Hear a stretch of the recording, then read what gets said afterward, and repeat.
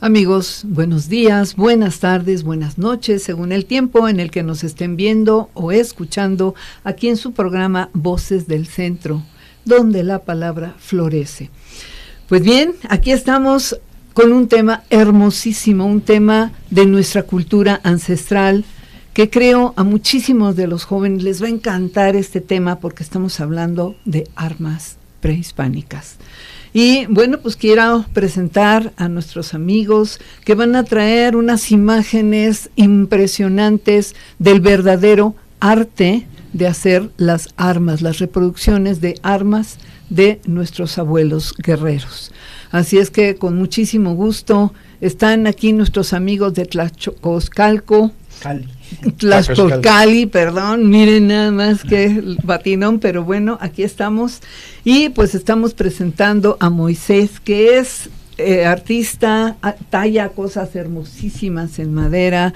Daniel, que bueno, tiene una facilidad impresionante para ver detalles, para relaciones públicas. Así es que les voy a pedir que me hagan favor de presentarse, porque el tema es apasionante, les va a encantar y las imágenes van a estar fabulosas. Por favor, muchachos, adelante. Bueno, mi nombre es Daniel Pineda y yo nos dedicamos a hacer reproducciones de armas prehispánicas. Yo me encargo principalmente de la parte del trabajo con la obsidiana y el trabajo con plumas. Y mi amigo de toda la vida ahorita se presenta. Hola, ¿qué tal? ¿Cómo están? Mi nombre es Moisés, pues sí, junto con Daniel nos dedicamos desde ya hace un tiempo, ahorita creo que vamos a pasar a ello, a contarles cómo iniciamos con esta parte de la interpretación y reproducción de las armas prehispánicas, y bueno, y de ahí nos vamos a ir extendiendo de a poco hasta donde podamos llegar, porque bueno, el tema abarca muchísimo, son noches que nos pasamos con la maestra en su casa a veces cenando y platicando de todos estos temas. Pues espero se sientan bienvenidos y pues vamos a darle, maestra. Vamos a darle, vamos a ver precisamente todo lo que es el contexto histórico de las armas como herramientas bélicas. Así es que vamos a pedir esa primera imagen para que nos hagan favor de explicar el contexto histórico. Perfecto, las primeras imágenes que estamos viendo son imágenes que corresponden a parte de lo que nosotros hacemos. Creo que un poquito antes de contarles el contexto histórico de las piezas, les vamos a contar un poquito del contexto histórico de nosotros mismos.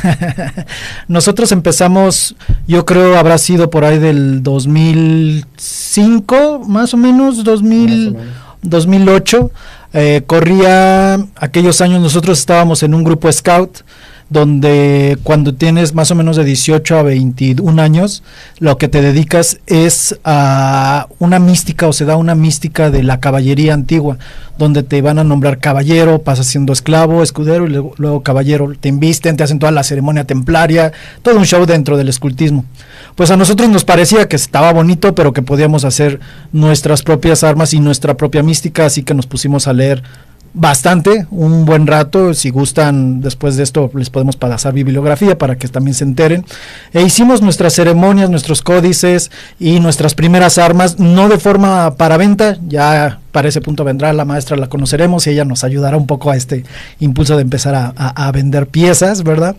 Pero bueno, en las primeras pues fue eso, tratar de hacer armas prehispánicas. La verdad es que no fueron las mejores, pero cómo nos divertimos empezando en ello. Ya luego conoceremos a la maestra por ahí del 2010, dice la maestra que antes, ella es la que sabe. Sí. Bueno, nos conocemos porque ella empieza a dar clases en un colegio que se llama Óscar González Blacayer. Y ahí pues yo me acerqué a preguntar sobre el arte marcial prehispánico que tiene la maestra, o bueno, con pensamiento mesoamericano, y bueno, el alumno me dijo, ¿sabes qué? Tú tienes que conocer a la maestra. Entonces ya es que nos contactan, y a través de contactarnos pues ya nos ponemos de acuerdo y empezamos a hacer una de las primeras piezas junto con la maestra, con Víctor Mayorga. Hicimos la segunda pieza, la venta, la marca del jaguar. La marca del jaguar, que no les podemos decir mucho más porque supongo, se supone, no se supone, va a salir una producción que ya lleva un rato haciéndola. Supongo en su momento vendrá Mayorga aquí a platicar más, y bueno, es un par de las primeras armas que hacemos junto con la maestra. Ya posteriormente será el Lina, los alumnos del Lina, que nos invitan a una a la primera exposición que ellos tuvieron en INA, que se llamaba El coloquio de la guerra. El primer coloquio de la guerra, justamente, y en ese coloquio ponemos nosotros un pequeño stand y ahí hay anécdotas. Daniel ahorita les cuenta la anécdota del arte plumario, que fue increíble. Y bueno, los alumnos, la verdad es que cuando conocieron nuestras piezas, aunque ellos digan que no, sí les dio un poquito de envidia y de celo ver nuestros productos, inclusive los propios profesores.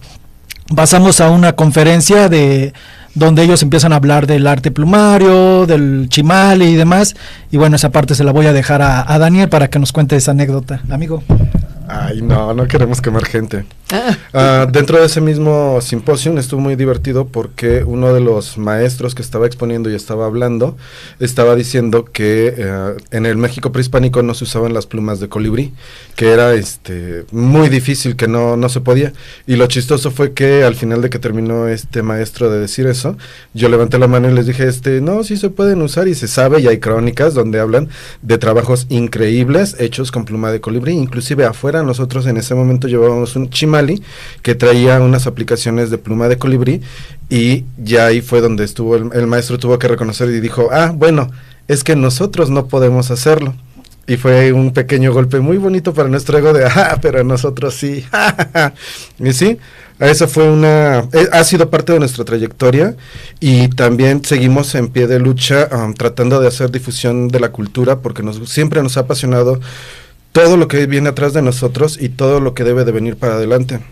En algún punto Moisés siempre tuvo una frase que decía, conoce tu pasado para reinterpretar tu futuro, y para nosotros siempre ha sido algo que nos ha apasionado, justamente el hecho de pensar que si en muchas casas pueden tener que una espada europea, que una chaviquinga, ¿por qué no nosotros tener algo de nuestras propias raíces? ¿Por qué no tener un arma prehispánica que nos pueda vincular y evocar ese recuerdo y saber de dónde venimos y poder tener ese orgullo de decir, también venimos de un linaje de unos guerreros, de gente que era tanto preparada en las armas como en las artes, y toda esa parte muchas veces o se nos ha negado o nosotros mismos la hemos decidido hacer a un lado, y por eso creemos que lo que nosotros estamos haciendo, no creemos, nos encanta lo que estamos haciendo, porque no solamente es una especie de trabajo, es una forma de rescatar un poquito de nuestra cultura, y es aunque sea el pequeño granito que nosotros podemos compartir.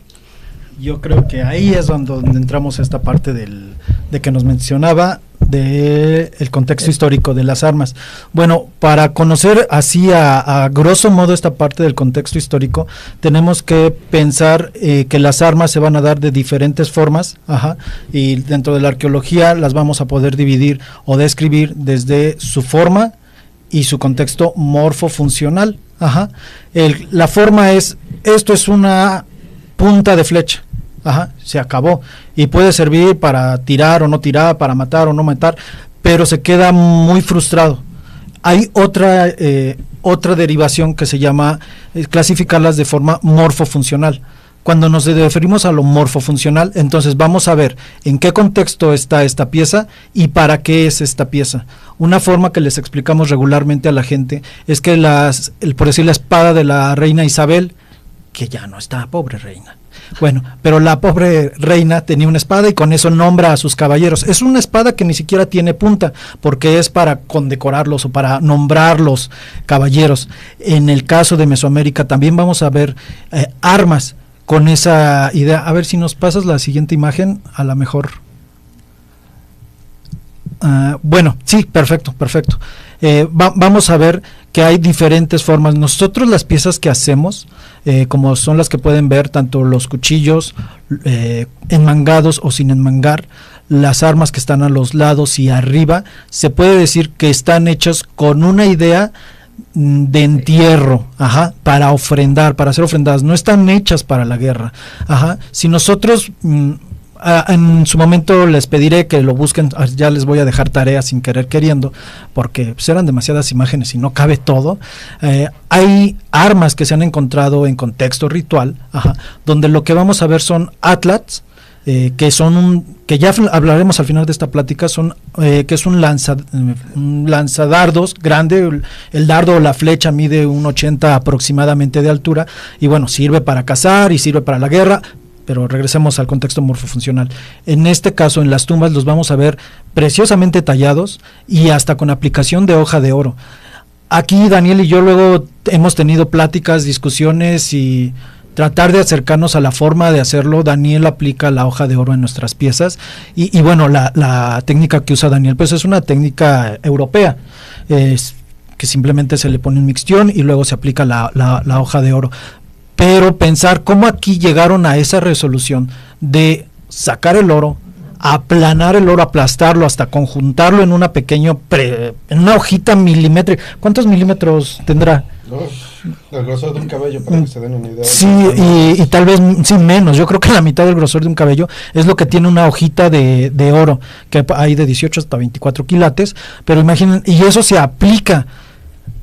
¿Cómo lo hacían ellos en tiempos prehispánicos? Porque tenemos que pensar que la técnica que nosotros hacemos es europea. ¿Cómo lo hacían ellos? Esas son las cosas que nos queda muy de duda. Pero bueno, el asunto es, se encuentran dentro de las tumbas. Entonces no son armas que se vayan a usar para el acto bélico, sino simplemente para el acto ritual. Dentro de este acto ritual, ya en la forma bélica también hay armas que funcionan dentro de la ritualidad, como es el espejo de obsidiana. El espejo de obsidiana, el humo, los tambores, esos van iniciando la guerra. Bueno, las crónicas dicen que llegan primero los que van a sahumar el lugar, los que van a bailar el lugar, y posteriormente se va a dar el conflicto. ¿Por qué? Porque se está pidiendo a los númenes, a las energías, que nos den un buen venir o una bienvenida en la guerra que se va a desarrollar. Que recuerden, puede ser guerra florida, como todo el mundo menciona, o pueden ser guerras físicas, guerras de literal para matar. Y también en eso va a haber diferencias de cómo se usan las armas, y la maestra es una experta hablando de armas en ese caso, cómo del Makowit se puede haber usado. ¿Me pasas a la tercera imagen? A ver, déjame ver, para si no me voy a... perfecto, muchas gracias. Vamos entrando un poco más para allá. Lo que ustedes están viendo ahorita son dos reproducciones de armas que existieron en la Real Armería de España hasta 1884, prácticamente 100 años antes de que yo naciera, donde se quema la Real Armería, y en esa Real Armería lo único que se guardaron son esas fotografías donde estamos viendo a dos armaduras de samuráis que se les montó a su vez un escudo persa y un Makowit, así como un tepostopili. Es la únicas evidencias que tenemos que existió en la Real Armería. Los que ustedes ven a las orillas, de un lado es tanto la lanza como la cabeza de esa misma lanza, que es una tepostopili, y del otro lado están viendo a mi amigo Adolfo, que a lo mejor alguno de ustedes lo conoce, danza por aquí en el centro, da clases los jueves, no es muy carero, como diría Cher, y se dedica también un poquillo a ello, a la reconstrucción de uniformes y demás. Y lo que estamos viendo ahí son piezas que, si bien son funcionales, tienen una doble función, aunque sí podrían ser bélicas, tienen también la forma ritual. Lo que ahí vemos son dos colores, rojo y negro, intlilin, intlalpili, o como se diría, la tinta roja, la tinta negra. Cuando en Mesoamérica vemos colores y vemos figuras, no solo se está decorando, se está hablando de ello. Es una forma como ustedes, si ustedes ven el Oxxo, saben que es el Oxxo sin leer OXXO, o Coca-Cola sin leer Coca-Cola. Perdón, ya hice comerciales, lo siento. Simplemente sabemos por el puro logo.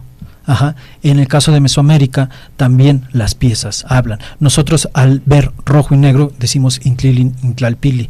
Lo que se lee, lo que se sabe, el conocimiento que hay. Los 4 círculos que veíamos, esos 4 círculos representan un signo solar. Dentro del principio mesoamericano se está amaneciendo, se está rompiendo la noche, se está amaneciendo, y bueno, son unidades o armas para la guerra o para la parte física, la parte táctil. Las armas que son intáctiles son las lunares, que viene con azul, negro y demás, y esas, bueno, tienen otro uso. Otra connotación. Otra connotación. Entonces, bueno, dentro de esta misma historia del simbolismo y demás, ¿podemos pasar a la siguiente imagen? Dentro de esta misma unidad, perfecto. ¿Qué vamos a hablar? Nosotros, para entender que un pueblo es más allá de un simple comunidad, vamos a entender que tiene que haber una evolución en función de sus herramientas. Cuando un pueblo está empezando a cosechar, cuando está empezando a recolectar para tener su comida, va a crear lanzas, va a crear arcos, va a crear herramientas que les permitan cosechar. Posteriormente estos arcos los van a empezar a usar en la guerra para defenderse. Cuando un pueblo es más civilizado, va a ser herramientas exclusivas para la guerra. En el caso de Mesoamérica, lo que va a hacer, y bueno, no solo de Mesoamérica, en general, de todos los pueblos, van a ser herramientas vinculadas a ello. El macuahuitl no es una herramienta que puedes usar para cosechar.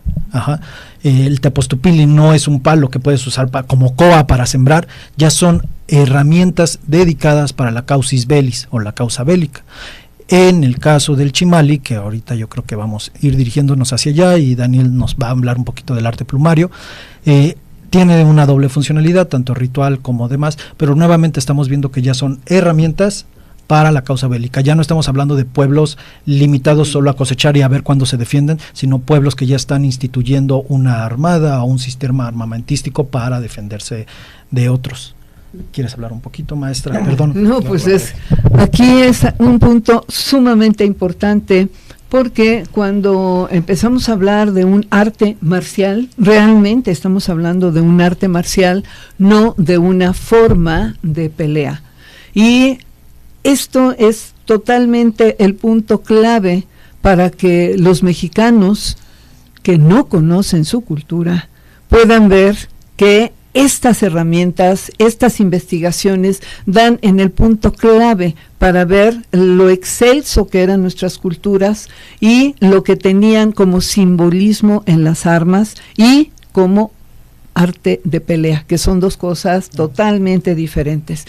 Hablar ahorita del arte plumario dentro de la connotación guerrera es importantísimo porque nos lleva a diferentes planos, que es lo que va a hablar Daniel ahorita, con el uso de la pluma de pecho de colibrí. Imagínense qué preciosidad, por favor, Daniel. Ok, también algo que me gustaría retomar un poquito de lo que estábamos hablando hace rato, fue que cuando empezamos todo esto, empezamos a buscar imágenes de referencia para hacer nuestras armas, pero descubrimos que las referencias que existían realmente eran muy vagas y eran realmente sosas. Nosotros nos remontamos a las litografías que existen del Popocatépetl, del Iztaccíhuatl, y normalmente tiene un palo de escoba con unos pedazos de piedra amarrados a ella de una forma realmente fantasiosa. De ahí fue también que empezamos así como que a dilucidar y intentar entender cómo funcionaba. Eso fue parte de lo que nos llevó muchísimo con usted, maestra, porque justamente empezando a entender cómo funcionaba el cuerpo, en alguna ocasión lo ha dicho usted, el golpe no tiene madre.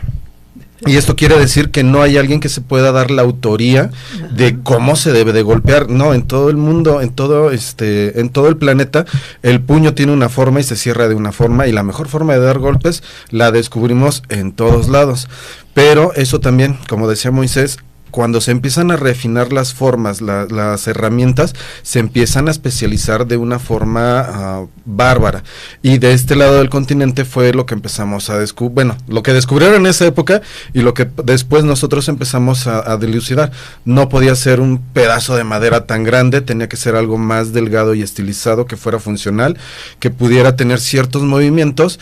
Ahí fue cuando nos conjugamos con la maestra y empezamos a platicar de cómo se debían de mover, shalala, y empezamos a ver que las formas debieron de ser más estilizadas simplemente por la funcionalidad.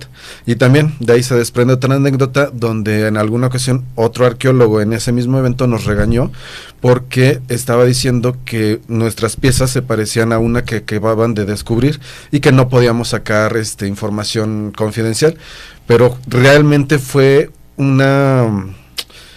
un azar, yo diría, ¿no? Una coincidencia. Una coincidencia. Diocidencia. Que nosotros llegamos a la resolución entre lo que nosotros sabíamos, con lo que platicamos con la maestra, a la forma más parecida o más funcional, que resultó ser muy parecida a las que realmente debieron de haber usado. Entonces, tomando esa consideración, también hemos estado, bueno, principalmente Moisés ha hecho muchas investigaciones, y cuando se empezó a hacer la reproducción del chimali que hicimos para la maestra, hicimos una reproducción lo más fidedigna, que también, no sé, nos criticó porque dijeron, ay, eso está muy pesado, pero usamos la misma técnica que la maestra de esos arqueólogos, pero de eso no vamos a hablar ahorita. Vamos a hablar. De ahí nos gustaría pasar a la parte del arte plumario, porque también es un trabajo que se ha estado rescatando y que ha sido se ha perdido a través del tiempo, y ahorita se está haciendo una reinterpretación lo más parecido a como debió de haber sido. Afortunadamente hay muchísimos maestros muchísimo más avanzados que nosotros que lo están rescatando de la parte, digamos, estética del arte plumario. Algo que a nosotros también nos llamó mucho la atención y nos apasionó justamente es entender por qué habrán usado ciertas plumas de ciertas aves para decorar los escudos, por qué usaban plumas de águila, y dentro de eso mismo lo que entendimos es que cuando se utiliza la pluma del águila, empiezan a, no solamente usan la pluma del águila, se están embistiendo con la piel del dios, se están empezando a convertir en ese dios que los va a proteger y los va a volver más hábiles durante la guerra, o se van a sentir mínimo más protegidos. ¿Algo que quieras decir? Y sí. La siguiente imagen. Sí, podemos ir avanzando a la siguiente imagen. Qué lástima, porque la verdad es que esto da para muchísimo. No es creo que ni la introducción de lo que estamos empezando. La siguiente imagen, por favor. La siguiente. Estamos viendo, bueno, ahorita en lo que cambia la imagen es el chimali, justamente forrado con piel, y sobre él estamos viendo el montaje de plumaria. Ahí lo que estamos viendo es una pluma, ni siquiera es de colibrí, esa ya es o está pintada, que también se hacía, y es del tamaño de una uña. Bueno, la del colibrí es... En una uña te caben como unos 20, 30... Si no es que un poco más. La siguiente, por favor. Ahí estamos viendo ya el escudo en su terminación. Si ustedes pueden ver en la primera imagen, no tiene brillo los colores del colibrí. En la otra, que es un acercamiento, estamos viendo el ojo o el centro, que es una estrella, y ahí sí se ve el brillo del colibrí. ¿Por qué se hacía esto? En las imágenes, ¿me puedes mostrar las siguientes imágenes? Hay una de un santo que es no, más adelante, San Pedro, y con San Pedro, ahí está. Si ustedes pueden ver del lado derecho o izquierdo, bueno, la más opaca, no sé cómo se vea en el monitor, en el más oscuro, es como si tú la vieras de frente. Cuando tú te hincas y hay luz por debajo, vas a ver cómo resplandece como está a la derecha. Eso no es falta de flash, sino es el ángulo en el que se toma. ¿Por qué? Porque la pluma representa una ventana hacia los dioses. Cuando yo me hinco, el dios me está saludando. En este mismo entendido también se hace el arte plumario en el chimali, porque en cuanto yo me hinco, estoy viendo a los númenes. En el arte plumario, justamente, si tú combatías en el mismo y morías en la guerra, te convertías en un ave preciosa que iba a acompañar al dios, o al sol, perdón, hasta el mediodía. Iba a caer sus plumas, y esas plumas las iba a agarrar una mateca, que es quien, como Daniel, que es quien acomoda las plumas, y las iba a poner en tu escudo. Entonces no solo estaba siendo acompañado por los dioses, sino también por tus ancestros que iban a estar en la guerra. Recorremos una pieza anterior, que es un cuchillo que se me hace muy interesante. Ya vendremos a contarles un poquito más específico. Ese cuchillo es una reproducción que nosotros hicimos del cuchillo que se encuentra en el Museo Británico. Sabemos, o lo más posible es que haya llegado, o bueno, llega a Italia, sabemos que de ahí lo recuperan. Cuando le entregan un baúl de tesoros, que del que cuenta Cortés, llega a España, y bueno, va Durero a buscar su pago, que Durero es admirador de Leonardo da Vinci, va buscándolo, encuentran a Carlos V, que va hacia Florencia, Italia, y en Florencia, Italia deja tesoros. Posiblemente puede ser uno de tantos tesoros que había ahí, y bueno, esta es una reproducción que actualmente se encuentra en el Museo Británico. Nosotros lo que hicimos fue nada más tratar de acercarnos a ella. El original está en el Museo Británico, y son piezas extraordinarias porque podemos, bueno, maestra, ni siquiera entramos a la parte de la poesía, del canto, del contexto de la piedra, del uso de las armas. Sí, muchos más programas. Sí, nos quedamos muy, muy cortos. Y bueno, hay algo que es sumamente importante en este momento, ver que cuando se abre un abanico a muchas posibilidades de lo que es el estudio de nuestra cultura originaria, no tanto vista desde el punto universitario académico, sino que ya hay investigación. Yo recuerdo, por ejemplo, que me decían, no, es que tomamos el macuahuit y una pierna de cerdo le pegamos para ver qué contundencia tenía. Caray, o sea, hay una prueba, hay una comprobación de lo que se está haciendo. Y bueno, pues nos quedamos con la boca abierta, con hambre de muchísimo más. Como en determinado momento comentaron, fueron pláticas hermosísimas, unas sorpresas increíbles. Ya hablaremos del arma de Cacaxtla con obsidiana y metal, porque también había uso en algunas cosas. Y bueno, pues lo que nos resta es dar nuestras redes sociales en Facebook, Instagram, YouTube, TikTok y la página web vocesdelcentro.com.mx, y por favor den sus redes sociales, Moisés. A nosotros nos van a encontrar como Tlacochcali, ya sea en Instagram o en Facebook. Tlacochcali se escribe TLACOCHCALLI, que quiere decir la Casa de las Armas o la Armería. Bien, y bueno, pues rápidamente una palabra al final para terminar nuestro programa y dejar abierto para lo que son el simbolismo de las armas. Claro. Sí, rapidísimo porque estamos ya a tiempo. Ok, bueno, rápido, que creo que podemos hablar, y me gustaría terminar con algo que platicábamos el otro día con la maestra. Es simplemente no tanto de las armas, sino de cómo ellos ven la Guerra Florida. Cuando ustedes lean cantos y se empiecen a empapar de lo mismo, a mí hay una frase que se me quedó muy grabada, que dice, y allá van en el llano florido, chocando sus lanzas como espinas de mezquite. Vayan a ver un mezquite y van a entender el momento en el que van las dos personas o los dos grupos, las dos agrupaciones con sus tepostopilis y chocan. Imagínense eso, ahí van brotando las corolas, ahí van falleciendo las corolas, va regándose el río florido. Nos imaginamos a los guerreros haciendo sus llaves, sus técnicas, sangrando, unos venciendo a otros. Te cuentan toda la historia, pero ahorita quedamos muy cortos para poder explicarles todo el asunto. Dani, rapidísimo, por favor. Ay, nada más, que sigan buscando, sigan tratando de redescubrir su cultura y toda nuestra historia. Tenemos muchísimas cosas, tanto enriquecedoras como súper interesantes, y nunca está de más conocer de dónde venimos. Bien, pues amigos, ¿qué les podemos decir? Este es su programa, Platicando.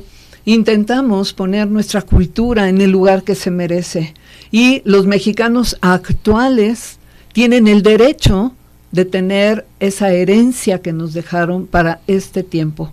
Hay que pulirla, hay que quitarle de muchísimo lodo, muchísima tierra que estuvo guardada y se acumuló durante muchos años. Nuestra cultura merece tener el lugar que nosotros los mexicanos le podamos poner. Pues nos despedimos aquí con su programa y los invitamos para el próximo programa, que va a ser muy interesante. Muchísimas gracias.